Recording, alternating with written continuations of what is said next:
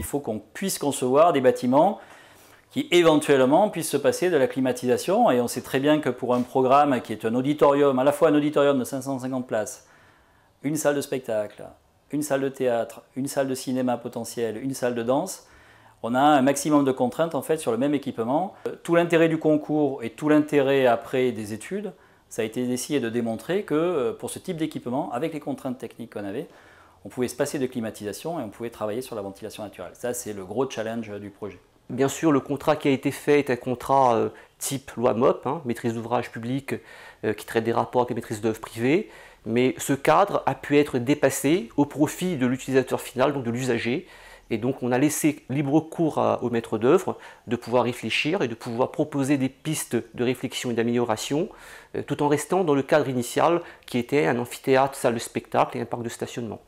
Alors l'Université de La Réunion a une politique de maîtrise de l'énergie assez forte, dans la mesure où l'électricité est très polluante à La Réunion, et on a une facture d'énergie qui est de l'ordre de 1 million par an. Plus loin en termes d'exigence, c'est de faire le premier amphithéâtre bioclimatique à l'échelle mondiale, en milieu tropical. Donc c'était un petit peu ça notre objectif, et on a eu la chance d'avoir une équipe de maîtrise d'œuvre motivée, et nous, du côté maîtrise d'ouvrage également. Il y a deux grands principes en milieu tropical, si on veut se passer de la climatisation, c'est la protection solaire, une protection solaire efficace, et une ventilation naturelle aussi performante.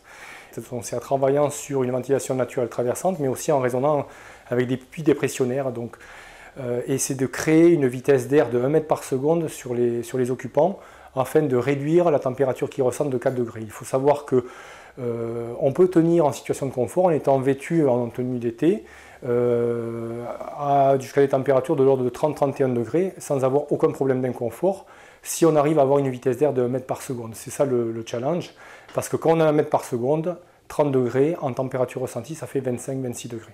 Je me présente, Laure Ponsard, architecte au sein du cabinet Olivier Brabant. Je voulais juste rajouter aussi que le projet de l'amphithéâtre a été aussi développé dans ses moindres détails. On a aussi fait un prototype de siège avec une résille dans le dos, au niveau du dossier, afin de réduire en fait le ressenti de chaleur dans le dos, pour que la circulation de l'air traverse ce dossier. On a aussi des entreprises qui jouent le jeu, parce que ce n'est pas encore terminé, et le chantier sera livré, on espère, en début d'année prochaine.